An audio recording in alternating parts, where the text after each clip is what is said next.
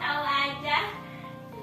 Perkenalkan, saya Dwi Melina dengan NPM 2211000068. Baiklah, di sini saya akan memaparkan sedikit materi mengenai identitas diri. Pengembangan identitas diri. Pengembangan identitas diri merupakan proses yang utuh dari awal keputusan sampai puncak sukses dalam mencapai kemandirian serta menuju pada aktualisasi diri. Pembentukan dan tempat identitas nasional, identitas diri merupakan kesadaran individu untuk menetapkan diri, memberikan arti pada dirinya sendiri sebagai seorang pribadi yang memiliki ciri-ciri tertentu, berbeda dengan individu lain. Di dalam kelompoknya memiliki keyakinan yang relatif stabil serta memiliki peran dalam kehidupan bermasyarakat.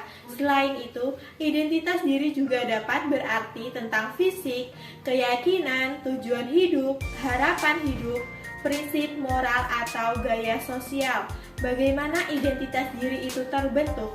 Identitas diri terbentuk melalui penilaian individu terhadap dirinya yang berdasarkan pertimbangan budaya, ideologi, dan harapan masyarakat, serta adanya penilaian diri yang didasarkan pada resepsi orang lain. Pembentukan identitas itu memerlukan dua elemen penting, yaitu eksplorasi atau krisis dan komitmen. Eksplorasi merupakan merujuk pada suatu masa ketika seorang berusaha untuk menjelajah berbagai pilihan yang ada. Sementara komitmen merupakan usaha membuat keputusan identitas diri yang terbentuk pada masa kanak-kanak yang kemudian berkembang pada masa remaja yang ditandai dengan adanya pertanyaan, siapakah saya?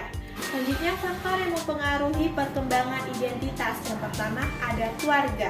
Keluarga merupakan salah satu faktor terpenting dalam pembentukan identitas diri seorang. Hubungannya yang terjalin antara anak dan orang tua yang baik akan menyebabkan terbentuknya jati diri dan identitas diri yang baik pula. Begitu juga dengan sebaliknya, karena madrasah pertama bagi anak adalah seorang ibu. Kedua, interaksi teman sebaya.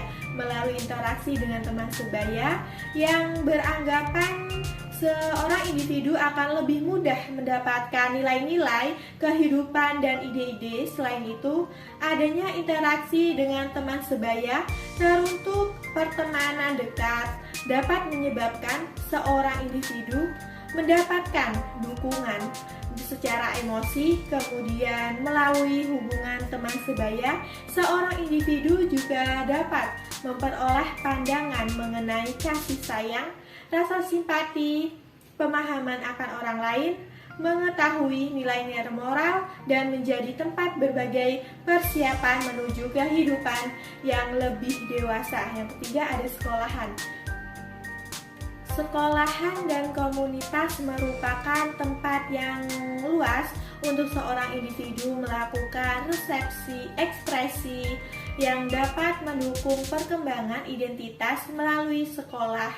Seorang individu akan mendapatkan bantuan untuk memiliki pemikiran yang tinggi, tanggung jawab terhadap peran yang diambil, dapat bantuan dalam memilih bidang yang diminati, serta terdapat sarana untuk memperoleh gambaran dunia yang sesungguhnya. Yang keempat, kebudayaan. Kebudayaan berperan dalam pembentukan identitas seorang. Maksudnya, budaya dapat membentuk self-community di samping perubahan diri yang menjadi kemudian perbedaan kebudayaan yang ada akan mempengaruhi cara seorang individu dalam memandang peran-peran yang mereka miliki dalam lingkungan masyarakat. Yang terakhir ada kognitif. Faktor kognitif atau cara berpikir seorang individu akan menentukan jati diri seorang juga. Oleh karena itu, faktor kognitif juga menjadi salah satu faktor yang penting dalam pembentukan identitas diri. Baiklah, sekian terima kasih. Wassalamualaikum warahmatullahi wabarakatuh.